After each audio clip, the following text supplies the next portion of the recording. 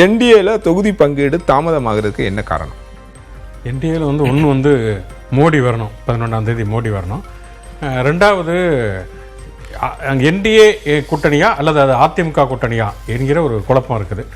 அப்போ இப்போ திமுக பொறுத்த என்னமா இருக்கு அது அந்த குழப்பம் சரியாகலையா? கண்டிப்பாக சரியான மாதிரி தெரியலையா நமக்கு. ஏன்னா இப்போ திமுக கூட்டணிங்கிறப்ப தொகுதி பங்கீடு பேச்சுவார்த்தை நடத்தி 3 கட்சிக்கு முடிச்சுட்டாங்க. மனிதநேய மக்கள் கட்சி, இந்திய யூனியன் முஸ்லீம் லீக்கு, ரொம்ப பெரிய பிரச்சனையாக பார்க்கப்பட்ட காங்கிரஸுக்குமே முடிச்சுட்டாங்க. இப்போ அங்கே தேசிய ஜனநாயக கூட்டணி அப்படின்னு சொல்லி பிஜேபி ஒரு பக்கம் சொல்ல, அதிமுக தலைமையிலான கூட்டணி அப்படின்னு சொல்லி தான் எடப்பாடி பழனிசாமி தொடர்ச்சியாக பேசிட்டு இருக்காரு. இடையில டிடிவி தினகரன் சொன்னார், எங்களுக்கு தேசிய ஜனநாயக கூட்டணியில் தான் இருக்கும், எங்களுக்கு பிஜேபி தான் சீட்டுகள் ஒதுக்கும். அப்படிங்கிறப்ப டிடிவி தினகரனுக்கு மட்டும் பிஜேபி சீட்டுகள் ஒதுக்குமா? ஏன்னா ஏற்கனவே தேசிய ஜனநாயக கூட்டணியில் அதிமுக மட்டும்தான் புதுசு, மற்ற எல்லா கட்சிகளுமே ஏற்கனவே இருந்த கட்சிகள், பாட்டாளி கட்சி, ஐஜேகேல இருந்து எல்லாமே. அப்படிங்கிறப்ப எல்லாவற்றுக்கும் மொத்தமாக ஒரு பேக்கேஜ் மாதிரி பிஜேபி வாங்கி இவங்களுக்கு பிரித்து கொடுப்பாங்களா, அல்லது பிஜேபிக்கு மட்டும் ஏடிஎம்கே பிரித்து கொடுத்துட்டு மற்றவங்களுக்கெல்லாம் அதிமுகவை நேரடியாக சீட்டுகளை ஒதுக்குமா அப்படிங்கிற ஒரு குழப்பம் இருக்கிறது. அதனால தான் இன்னுமே அது ஃபைனலைஸ் ஆகாமல் இருக்குது அப்படின்னு நினைக்கிறேன். ரைட். திரு சுவாமிநாதன், உங்க பார்வை என்ன? இதுல இல்ல தொடர்ந்து அங்க சில குழப்பங்கள் இருக்கு என்பது ஒரு பக்கம். விஜய் வந்துட மாட்டாரான்னு காத்திருக்காங்க. சோ இப்ப எதுக்கு அதற்குள்ளாக ஒரு தொகுதி பங்கீடு என்கிற கட்டம் நோக்கி நகரணும்? விஜய் காங்கிரசுக்காக காத்திருந்தார். காங்கிரஸ் திராவிட முன்னேற்ற கழகத்தோடு கொள்கை பிடிப்போடு இருந்துட்டாங்க. ஒரு மதசார்பற்ற அணி. விஜய் நேர்காணல்லாம் தொடங்கிட்டாரு, இன்னும் அந்த காத்திருப்பு இருக்கா? அறிவித்திருந்தார். இல்ல நேற்று வரை அவர்கள் காத்திருந்தாங்க. அந்த காத்திருப்பு இந்த நொடியிலும் அவர்களுக்குள்ள தொடருது. ஏதாவது ஒரு அதிசயம் நடந்து விடாதா, விஜய் வரமாட்டாரா, அந்த அழுத்தங்கள் ஏதாவது கொடுத்து பாக்குறாங்க. சிபிஐ விசாரணை அவரை அழைத்திருந்தனாலதான் அவர் நேர்காணலை செய்கிறார். சோ அப்ப அவங்க ஒரு காத்திருக்கக்கூடியதுக்கு அதற்கு அதுவும் ஒரு காரணங்கள், பல காரணங்கள் அதுவும் ஒன்றாக இருக்கக்கூடும். இன்னொன்று மிக முக்கியமா சிவரானந்தன் குறிப்பிடுவதை போல அங்கு யார் அங்கு தலைமை அப்படிங்கக்கூடிய ஒரு சில சிக்கல்கள் இருக்கு. இப்ப அம்மா மக்கள் முன்னேற்ற கழகம் அவங்களுக்கு யாரு பிரித்து கொடுப்பா? அமமுக தரப்புல 12 தொகுதிகள் கேட்டதாகவும், எடப்பாடி பழனிசாமி அவர்கள் அதை விட கொஞ்சம் குறைவான தொகுதிகளை குறிப்பிட்டதாகவும், அவங்க நேரடியா டெல்லியில் பேசி நாங்க வாங்கிக்கலாம் அப்படிங்கக்கூடிய ஒரு பார்வை இருக்கிறதாகவும் பார்க்கப்படுது. இன்னொன்று மிக முக்கியமா பாஜக என்ன நினைக்கிறாங்கன்னா, நாங்க கூட்டணிகளுக்கு பிரிச்சு கொடுக்குறோம், நீங்க உங்களுக்கான தொகுதிகளை எடுத்துட்டு எங்களுக்கு சில தொகுதிகளை கொடுத்துருங்க, நாங்க கூட்டிட்டு வந்த கட்சிகளை நாங்க டீல் பண்ணிக்கிறோம். அது அமமுகவாக இருக்கலாம், புதிதாக வேண்டிய யாராவது வந்தாலும் அது இருக்கலாம். சோ இப்ப பாஜக என்ன நினைக்கிறாங்கன்னா, ஒரு பெருவாரியான எண்ணிக்கையிலான தொகுதிகளை வாங்கிக்கணும், அதிமுக கூட்டணியில அதிமுகவோட விருது வாங்கிக்கணும் அப்படின்னு நினைக்கிறாங்க. சோ இந்த இடம் தான் அதிமுகவுக்கும் கொஞ்சம் நெருடலாக மாறுது. நீங்க கிட்டத்தட்ட அதிமுக என்ன நினைக்கிறாங்க, நம்ம கட்டுப்பாட்டில் வைத்திருக்கணும். நீங்க நாளைக்கே ஒரு வேலை ஒரு தொங்கு சட்டசபை வந்தால் அல்லது அதிமுகவுக்கு பெரும்பான்மை கிடைக்காம போனா, நம்ம நீங்க அதிமுக பத்தி பேசுறதால அந்த கோணத்துல அணுக வேண்டியிருக்கு. அப்ப அந்த கூட்டணிக்கான இருந்த கட்சிகள்னா பாஜக பேச்சை கேட்பாங்களா, அண்ணா திராவிட முன்னேற்ற கழகத்தோட பேச்சை கேட்பாங்களா அப்படிங்கக்கூடிய சில கேள்விகள், ஐயப்பாடுகள் இருக்கு. சோ இதனாலதான் எடப்பாடி பழனிசாமி அவர்களுடைய தரப்பே இந்த கூட்டணிக்கு நம்ம தான் தலைமை, நம்ம தான் பிரிச்சு கொடுக்கறோம் அப்படிங்கறதுல கொஞ்சம் இழுபறியாகவும் அது போயிட்டு இருக்கு. ஏன்னா வேற கட்சிகளே வரல. நீங்க 2 கூட்டங்கள் நடத்திட்டாங்க. இன்னைக்கு திராவிட முன்னேற்ற கழகம் கூட தனியான அவர்களே கூட்டம் நடத்துறாங்க, ஒவ்வொரு இடங்கள்ல போறாங்க, மாநாடுகள் போடுறாங்க. அண்மையில மாநில மாநாடு போட்டாங்க, இளைஞரணி மாநாடு தொடர்ச்சியாக நடக்கிறது, மகளிர் மாநாடு நடக்குது. பட் உங்க கூட்டணியாகவே கரம் கோர்த்து 2 கூட்டத்தை முடிச்சிட்டாங்க. மதுரையில முடிச்சிட்டாங்க, மதுராந்தகத்துல முடிச்சிட்டாங்க. பட் அடுத்த ஸ்டேஜுக்கே இன்னும் கொண்டு போல, அடுத்த கட்டத்துக்கே கொண்டு போல. காரணம் என்னன்னா, அதிமுக பாஜக கூட்டணியில யார் பெரிய எண்ணன் அப்படிங்கக்கூடிய பஞ்சாயத்தே இன்னும் முடியல. சோ அந்த இடம் ஒரு நெருடலான இடமாகவே இருக்கிறதுனால அதை முதல்ல செட்டில் பண்ணணும் அப்படிங்கக்கூடிய இடம் நோக்கிதான் அந்த அணி இன்னுமே பயணிச்சிட்டு இருக்காங்க அப்படிங்கறதையும் பார்க்க வேண்டியிருக்கு. இல்ல இதுல யார் பெரியண்ணன் அப்படின்றத சிக்கலா, இல்ல நம்பர் ஆஃப் சீட்ஸ் அப்படின்றது பிரச்சனையா இருக்கா? அதான் இப்ப நம்பர் ஆஃப் சீட்ஸ்ங்கிறது பாஜக எதிர்பார்ப்பு அபரிமிதமாக இருக்கிறது. நீங்க இன்னைக்கு திமுக கூட்டணியில காங்கிரஸ் 28 தொகுதிகள் வாங்கியிருக்காங்க. அப்ப பாஜகவுக்கு இயல்பாகவே என்னன்னா, காங்கிரஸை விட நாங்க வலிமையா இருக்கோம். காங்கிரஸ் பாருங்க, கடந்த 2016 4% ஓட்டை காட்டியிருக்காங்க, அவங்களுக்கே 28 தொகுதிகள் கிடைச்சிருக்கு. சோ அப்ப 28க்கும் மேலையும் வாங்கணும். அவங்களுடைய எண்ணிக்கை என்பது 50, 60, 50 தொகுதிகள் அவர்கள் குறிவித்திருக்கிறார்கள். ரொம்ப குறிப்பா தென் மாவட்டங்கள்ல அதிகமான தொகுதிகள் வருகிறது. ஒட்டுமொத்த தமிழ்நாட்டிலையும் 50 தொகுதிகளை குறிவைக்கிறாங்க. சோ அப்ப அந்த இடம் அதிமுகவுக்கு ஒரு நெருடலான இடமாவும் இருக்கு. ஒன்று. இன்னொன்று, கோயில் நகரங்களையா குறிவைக்கிறாங்க. நீங்க அண்மையில் பிரதமர் நரேந்திர மோடி அவர்கள் வருகிற பொழுது திருப்பரங்குன்றம் சென்றிருந்தார். அதே மாதிரி நீங்க அன்னைக்கு பாத்தீங்கன்னா, இதற்கு முன்பு வருகிற பொழுது சோழமண்டலத்திற்கு சென்றிருக்கிற பொழுது அங்கே கங்கை கொண்ட சோழபுரம் கோயிலுக்கு செல்கிறார், ஆலயத்துக்கு செல்கிறார். ஏற்கனவே ராமநாதபுரத்தை குறிவைத்து போன பாராளுமன்ற தேர்தலில் ராமேஸ்வரம் ராமநாதசாமி கோயிலுக்கு சென்றார். அப்ப கோயில் இருக்கிற நகரங்கள் எல்லாம் தங்களுக்கு வேணும் அப்படிங்கக்கூடிய சில பிடிவாதங்களும் அதுக்குள்ள இருக்கு. நீங்க திருப்பரங்குன்றமே உதாரணமா எடுத்துக்கிட்டீங்கன்னா, ராஜன் செல்லப்பா அவருடைய தொகுதி. அதிமுகல மிக மூத்தவர், கிட்டத்தட்ட முன்னாள் மேயராக இருந்தவர், முன்னாள் சட்டமன்ற உறுப்பினராகவும் இன்னாள் சட்டமன்ற உறுப்பினராகவும் இருக்கக்கூடியவர். அவர் பையன் ஐடிவிங்கோட மாநில செயலாளர். அவங்களோட தொகுதி அது திருப்பரங்குன்றம் தொகுதி. சோ இப்படி சில தொகுதிகளை பாஜக கேட்கிற இடங்கள்லயும் சில பிரச்சனை அதிமுகவுக்கு இருக்கு.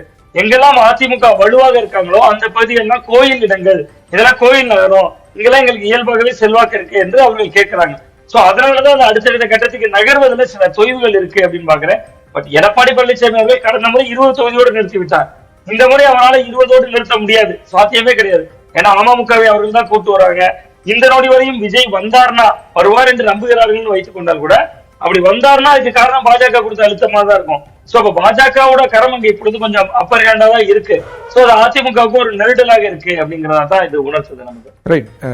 திரு சுகுணா திவாகர் அவர் குறிப்பிட்டாரு யார் கட்சியை வழி நடத்துறது அப்படின்றதுல குழப்பம் இருக்கு அப்படின்னாங்க. ஏற்கனவே சொல்லிட்டாங்க, அது எல்லாருமே வெளிப்படையாவே சொன்னாங்க. அதிமுக தலைமையிலான அல்லது திரு எடப்பாடி பழனிசாமியை வந்து முதலமைச்சர் வேட்பாளராக எல்லாருமே ஒரு மனதாக ஏத்துக்கிட்டாங்க. அதுல எங்கேயும் சிக்கல் இல்லை இல்லையா?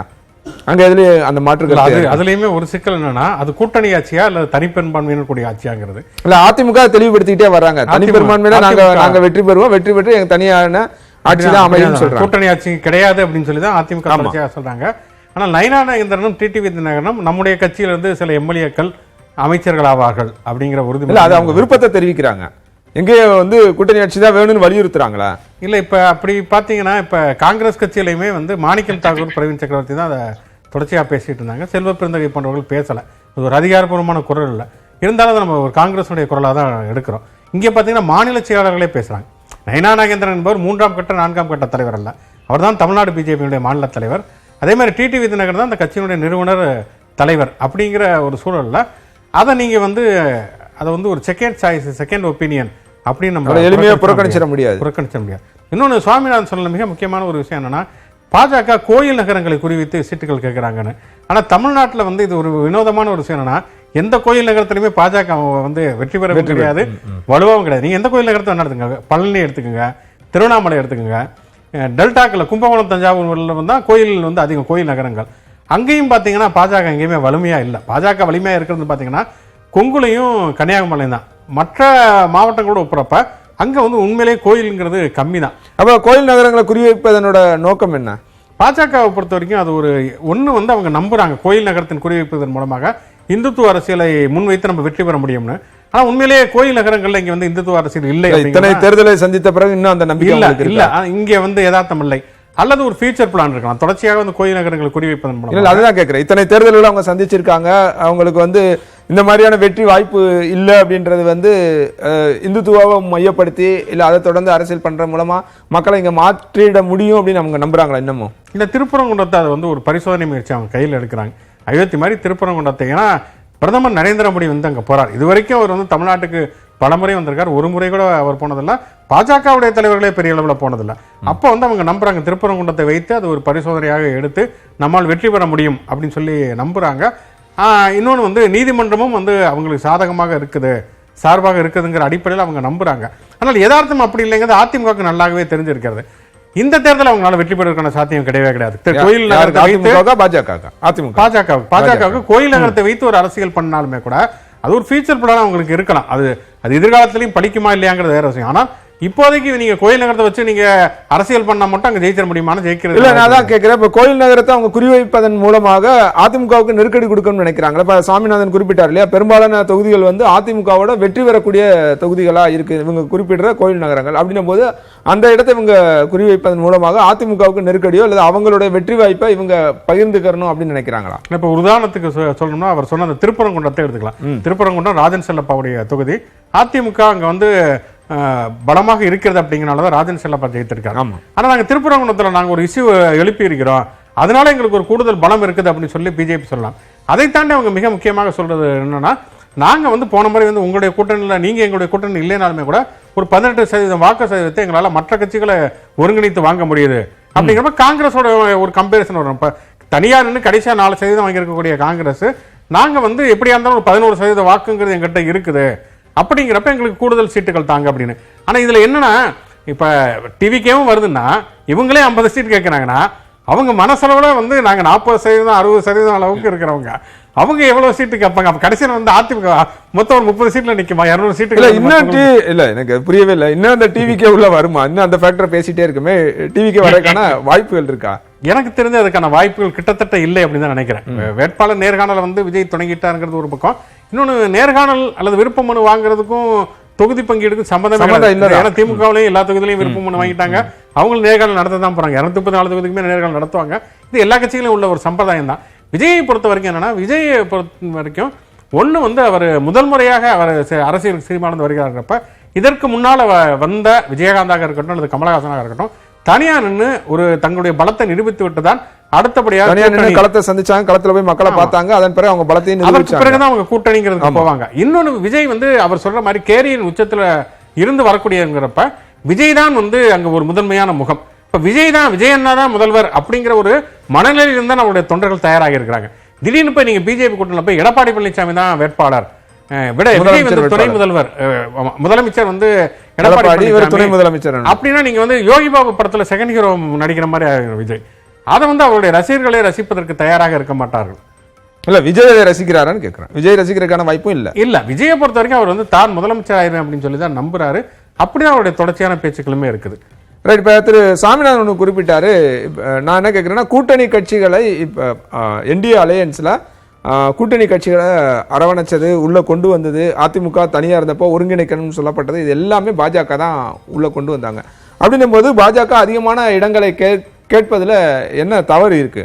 திரு சுனில் முடிச்சுன்னா இதுல இந்த வார்த்தையில தான் நம்ம ஒரு சிக்கல் இருக்கு. என்னன்னா, உண்மையில இவங்க அரவணைச்சு கொண்டு வந்தாங்களா, நிர்பந்திச்சு கொண்டு வந்தாங்களாங்கிறது. இப்ப திமுகவில் பாத்தீங்கன்னா வந்து ஸ்டாலினை பொறுத்த வரைக்கும் தொடர்ச்சியா அரவணைச்சிட்டு போறாரு. ஒரு உதாரணத்துக்கு சொல்லணும்னா, கடந்த நாடாளுமன்ற தேர்தலில் வந்து அதுக்கு முன்னால் அந்த சிபிஎம் கோயம்புத்தூர்ல நின்னாங்க. கோயம்புத்தூர்ல அண்ணாமலை போட்டியிடுகிறார் அப்படிங்கிறப்ப அவங்களுக்கு பாதுகாப்பா திண்டுக்கல் கொடுத்துட்டு கோயம்புத்தூர்ல அந்த போட்டியை திமுக நின்று சமாளிச்சது. ஒரு பாதுகாப்பா இருக்கணும் தன்னுடைய கூட்டணி கட்சிகள், அது ஒரு அரவணைப்புன்னு பாக்குறோம். ஆனா இங்கன்னா வந்து எடப்பாடி பழனிசாமி விரும்பினாலும் விரும்பாவிட்டாலும் அங்க வந்து டிடிவி தினகரனை கொண்டு வருவது அல்லது விஜயை கொண்டு வருவது அப்படிங்கிற ஒரு சூழலை வந்து பாஜக வந்து முன்கை எடுக்குது. இது வந்து அதிமுகவுக்கு ஒரு த்ரெட் தான். ஏன்னா விஜய் ஒரு வேளை இந்த கூட்டணிக்கு வந்தான்னு சொன்னா அதிமுகவுடைய எதிர்காலம் சேர்ந்து தான் அதுல பாதிக்கப்படக்கூடிய ஒரு சூழல் இருக்குதுங்கிறப்ப இப்ப வந்து பிக் பிரதர் மென்டாலிட்டிங்கிறது கண்டிப்பா பிஜேபிக்கு தான் இருக்குது. இப்ப பிஜேபி என்னன்னா, தாங்கள் தான் இந்த கூட்டணிக்கு தலைமை சொல்லிக்கலாம். ஒரு அதாவது சம்பிரதாயத்துக்கு எடப்பாடி பழனிசாமி தான் முதலமைச்சர், அவருடைய தலைமையில தான் அப்படின்னு சொல்லிட்டாலுமே கூட இப்ப வந்து பிஜேபி தான் எல்லாவற்றையுமே தீர்மானிக்கக்கூடிய ஒரு சூழல் இருக்குங்கிறப்ப தொகுதியும் நாங்க தான் ஒதுக்குவோம், சீட்டும் நாங்க தான் ஒதுக்குவோம் அப்படிங்கிற ஒரு சூழலுக்கு போயிட்டாங்க. இப்போ ஒரு உதாரணத்துக்கு வந்து பிஜேபி வந்து ஓரளவுக்கு சரி கட்டி ஒரு 30 சீட்டு அப்படிங்கிற மாதிரி முடிச்சிட்டாங்க கூட, இந்த 30 சீட்ல நாங்க நினைக்கிற தொகுதி தான் வேணும் அப்படின்னு பிஜேபி பிடிவாதமா நிக்குதுன்னு வச்சுக்கலாம். இப்ப திருப்பரங்குன்றம் தொகுதியே எங்களுக்கு வேணும் அப்படின்னு நின்றுதுன்னா, இப்ப ராஜன் செல்லப்பாவுடைய நிலைமை என்ன, அதிமுகவுடைய மற்ற முக்கிய தலைவருடைய நிலைமை என்ன? ஆனா நீங்க இன்னொரு பக்கம் பாத்தீங்கன்னா, இப்ப மதுரைங்கிறது அதிமுகவுடைய மிகப்பெரிய கோட்டையாக இருந்தது. அந்த மதுரையில வந்து கடந்த நாடாளுமன்ற தேர்தலில் 2வது இடத்துல பிஜேபி வந்து 3வது இடத்துல அதிமுக தள்ளப்பட்டது. அப்ப அதை பிஜேபி சொல்லும், நீங்க வந்து வலிமைன்னு சொல்லிட்டு இருந்தா கூட போன தேர்தலை பொறுத்த வரைக்கும் நாங்க தான் கலை யதார்த்தத்தின் அடிப்படையில் நாங்க தான் முன்னிலையில் வந்திருக்கிறோம் அப்படின்னு சொல்வதற்கான வாய்ப்புகளுமே இருக்கிறது. உண்மையிலேயே எடப்பாடி பழனிசாமிக்கு இது ஒரு மிகப்பெரிய சவாலான காலகட்டம் அப்படின்னு தான் சொல்ல முடியும்.